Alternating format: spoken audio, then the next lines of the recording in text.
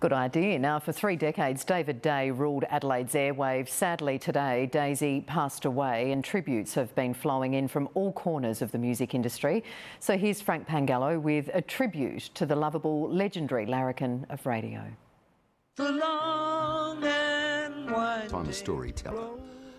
I know I used to be a jock and play records on the air, but us older jocks, we actually used to tell stories on the radio as well and hook into our listener like that. The best way I can describe him is that he was like an Adelaide Molly Meldrum. Even as he was preparing for his very last sign-off, the king of the airwaves, David Day, was ever the cheeky joker, telling stories until the very end.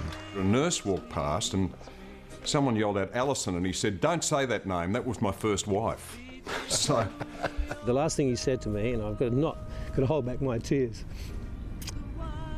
have a good life, enjoy yourself. And he just looked me in the eye with that lovely smile of his. the last thing I said to him was, he's one of the bravest men I've ever known.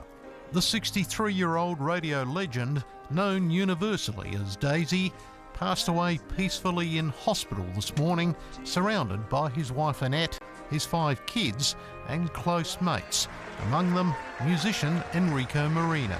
He enjoyed life to the excess, obviously, but he was a decent human being. He actually cared for people. That was the big thing. And he really was passionate about the music industry, which he's now left a huge legacy in. My family have got a really sort of weird setup. I was born out of wedlock and they adopted me back into my family. So the really strange thing was that my uncles and aunties all of a sudden became my brothers and sisters. And my grandma and grandpa became my mum and dad, and my natural mother became my sister. So that's very confusing.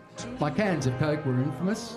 Pour half down the sink and fill the can back up with whiskey. Well, I couldn't drink beer on the air because it'd make me burp.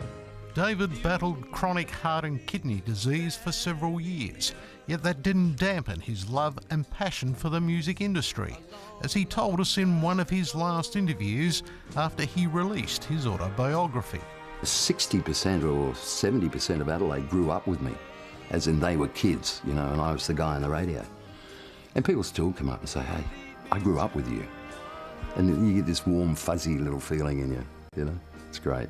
His lasting legacy will be establishing the Adelaide Music Collective and the South Australian Music Hall of Fame. He would be there interviewing the inductees.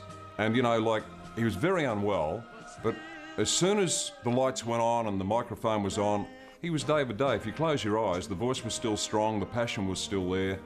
And he did it till the end. He just absolutely, it drove him.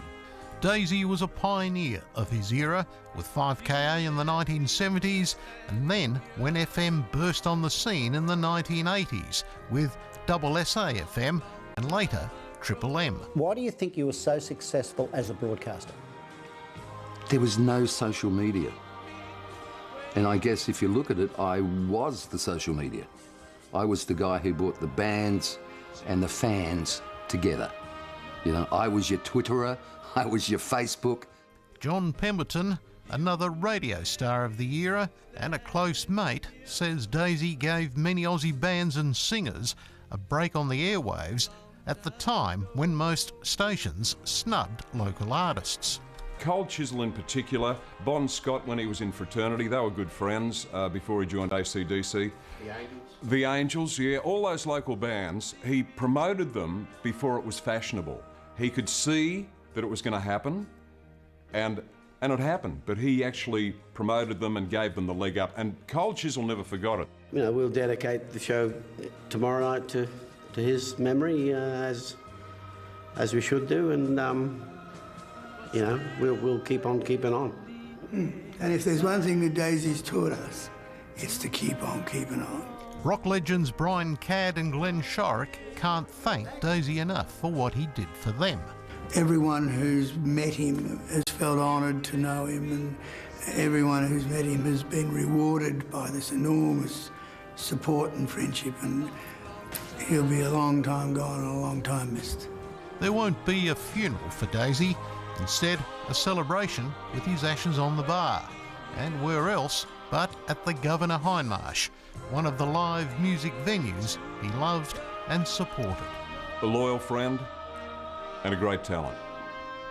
Rest in peace, he's a great man.